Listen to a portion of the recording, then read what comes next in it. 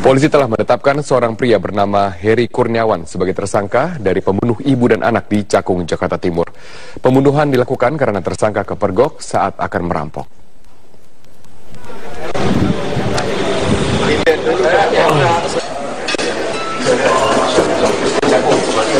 Itu kamu kenal sama korban itu?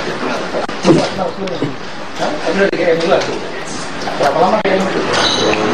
2 hari. Apa yang kemudian berbicara? Seandainya kan yang memperkirakan ada di situ. Apa yang mau dari rumah? Handphone itu di dalam. Itu dari kamar? Kamar. Keluar ya? Keluar ya. Apa? Paling. Terus? Saya kayak nggak ada barang. Anu nggak gitu kali? Apa ya? Nyari nggak? Nyari gimana kamu nyari? Ya mereka nggak ada barang sih. Saya lihat ke dapur aja. Jalan aja. Pisau ada di mana? Dapur. Kamu Masuk. Hah? Ke rumah mama. Ke sini masuk. Kasih tahu rumahnya nggak apa-apa. Tersangka merupakan pelaku tunggal dari pembunuhan Dayu Priyambarita dan anaknya Yuel Immanuel yang berusia 5 tahun pada pekan lalu. Pelaku membunuh korban karena kepergok saat akan merampok. Tersangka seorang residivis kasus narkoba. Dan berdasarkan tes urin, tersangka terbukti positif mengonsumsi narkoba. Menurut Direktur Kriminal Umum Polda Metro Jaya, Kombes Pol Krisna Murti, tersangka melakukan perampokan setelah mengonsumsi narkoba dan motif pembunuhan murni atas dasar perampokan. Baik pelaku dan korban juga tidak saling kenal. Tersangka ditangkap di pabrik baja di Pulau Gadung, Jakarta Timur pada Kamis pagi. Apa itu? Pohon pisang itu?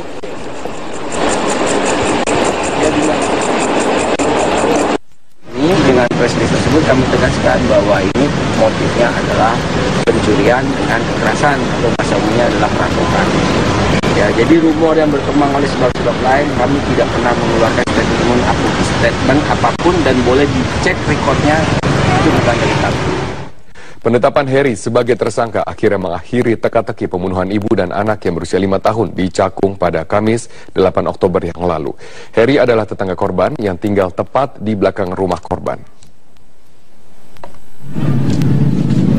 Kasus pembunuhan ini bermula ketika Heru Pujo Laksono menemukan istrinya, Dayu, dan anaknya yang berusia 5 tahun, Yuel, tewas akibat luka tusukan senjata tajam di dalam rumahnya di kawasan Cakung, Jakarta Timur.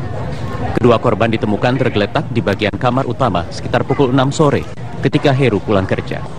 Polisi kemudian membawa korban ke Rumah Sakit Polri Kramat Jati untuk dilakukan otopsi. Dari pemeriksaan diketahui, korban mengalami luka pada bagian leher, punggung, dan dada. Sementara anak korban memiliki luka terbuka di bagian leher. Polisi juga melakukan olah TKP dan menerjunkan anjing pelacak untuk mengendus jejak pelaku. Beberapa saksi juga dimintai keterangan, termasuk suami korban, Heru Pujo Laksono. Total ada 20 orang dari lingkungan tempat tinggal korban yang dimintai keterangan sebagai saksi. Pada Minggu 11 Oktober, Kapolda Metro Jaya membentuk Satgas Khusus bersama dengan Polres Jakarta Timur dan Polsek Cakung untuk menangani kasus ini. Satgas dibentuk untuk membongkar motif pembunuhan dan mengungkap dugaan bahwa pembunuhan tersebut sudah direncanakan. Penyelidikan polisi akhirnya mengerucut pada sosok Heri, seorang tetangga yang tinggal tepat di belakang rumah korban. Heri yang sehari-hari bekerja di pabrik besi di kawasan Cakung ini dibawa oleh tim Buser Polda Metro Jaya pada Kamis 15 Oktober kemarin atau 1 pekan pasca penemuan korban. Pada Kamis malam kemarin, Heri sempat menjalani prarekonstruksi di tempat kejadian perkara. Setelah menjalani prarekonstruksi, ia kemudian dibawa kembali untuk diperiksa di Mapolda Metro Jaya. Hasil pemeriksaan awal menyeratkan motif pembunuhan bukanlah perampokan, melainkan terkait amarah yang disebabkan oleh dendam. Meski demikian, polisi masih terus mendalami motif pembunuhan ini. Tim Liputan Metro TV. Kita beralih ke informasi sidang perdana kasus pembunuhan Angelin siap digelar pekan depan. Berkas perkara dengan tersangka Magrit Megawe dan Agustinus Tai Handamai telah dilimpahkan ke Pengadilan Negeri Denpasar.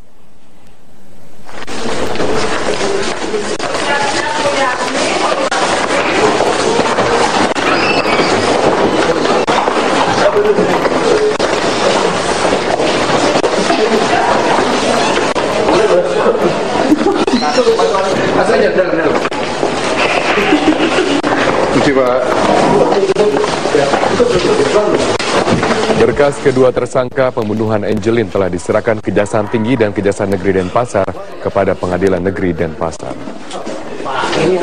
Iya, dari pagi nunggu itu. Pak Ketua ada? Ada. Perlu di...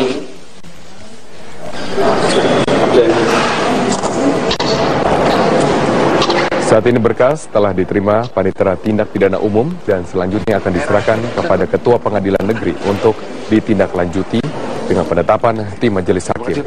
Sidang perdana kasus pembunuhan Angelin dengan agenda pembacaan dakwaan rencananya akan digelar pada pekan depan. Kemarin kan di tingkat penyidikan, mungkin hari ini beliau akan pelajari berkasnya. Besok insya Allah sudah bisa ditunjuk majelis yang akan menyidangkan 2 berkas perkara itu. Untuk jadwalnya kira-kira berapa lama bisa diketahui, Pak? Jadwal sidang? Jadwal sidang lazimnya kalau ada perkara masuk itu seminggu sejak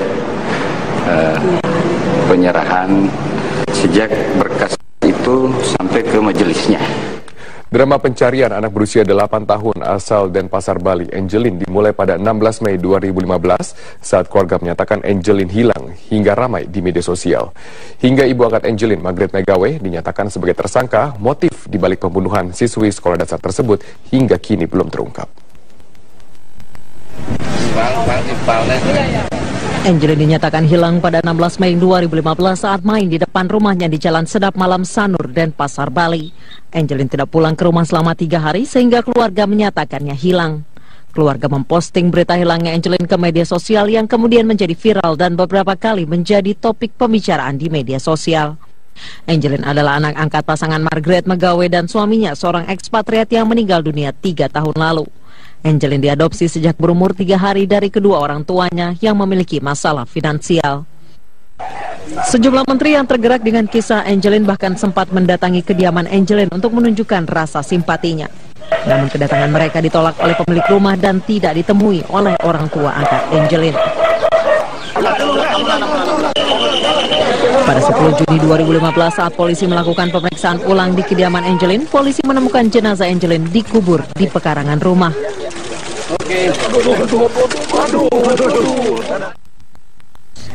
Di hari yang sama, polisi menetapkan 1 tersangka yang diduga menjadi pelaku pembunuhan Angelin, yaitu Agustai Mandamai, pegawai di rumah ibu angkat Angelin yang baru bekerja selama 1 bulan.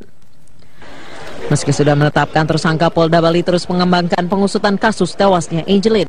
Polisi kembali melakukan olah TKP dan menanyakan sejumlah saksi, yaitu 2 anak kos di kediaman ibu angkat Angelin dan kedua kakak angkat Angelin, Ivon dan Christine. Polisi kemudian menemukan sejumlah bukti dan kejanggalan, diantaranya bercak darah di kamar Margaret dan tali yang ditemukan di dekat jenazah Angelin yang berasal dari horden yang hanya ada di kamar Margaret. Belum lagi pernyataan Agus yang selalu berubah-ubah.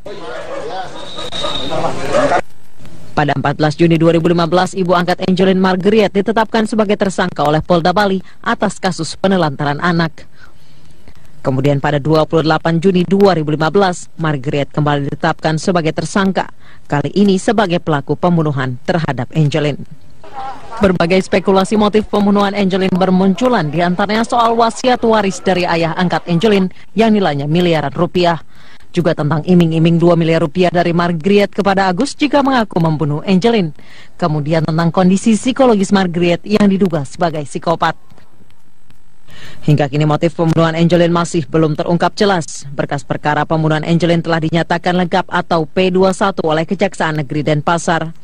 Persidangan kasus pembunuhan Angelin akan segera dimulai untuk menguak kasus alasan pembunuhan anak berusia 8 tahun tersebut. Tim Liputan Metro TV. Kita beralih ke informasi. Setelah sempat pulang ke rumahnya di Desa Selok Awar-Awar, Pasirian Lumajang, Tosan, korban penganiayaan puluhan warga pro tambang pasir ilegal, terpaksa diungsikan. Demi keamanan, polisi memindahkan Tosan ke tempat yang dirahasiakan. Sejak Kamis malam, Tosan diungsikan oleh Lembaga Perlindungan Saksi dan Korban dari rumahnya di Desa Selok Awar-Awar, Pasirian Lumajang. Pihak keluarga tidak mengetahui lokasi perlindungan Tosan. Namun dari informasi petugas, Tosan akan menjalani kontrol kesehatan. Petugas berdalih meski kondisinya membaik, Tosan perlu mendapatkan perawatan medis lanjutan agar nanti saat menjadi saksi penganiayaan terhadap dirinya dan pembunuhan yang menimpa Salim Kancil, ia tidak menemui kendala. Keluarga sendiri mengaku tenang, Tosan mendapatkan perlindungan dari petugas, apalagi di saat rumah Tosan jarang beristirahat karena banyaknya tamu yang datang. Hingga saat ini rumah Tosan masih dikunjungi berbagai pihak yang berempati terhadap nasibnya. Petugas gabungan Brimopolda Jatim, Polres Lumajang, dan Satpol PP terus menjaga rumah Tosan. Polres Lumajang kembali menetapkan 5 orang yang masuk dalam daftar pencarian orang atau DPO terkait dengan kasus pembunuhan aktivis anti tambang Salim Kancil. Kapolda Jawa Timur berjanji akan mengusut dugaan keterlibatan pejabat penting dalam aktivitas tambang ilegal ini. Kapolres Lumajang AKBP Fadli Munzir Ismail mengatakan kepolisian kembali menetapkan 5 orang yang masuk dalam daftar pencarian orang karena nama mereka muncul dari pengakuan Tosan. Sejauh ini polisi sudah menetapkan 38 tersangka yang terlibat penganiayaan terhadap Tosan dan pembunuhan terhadap Salim Kancil.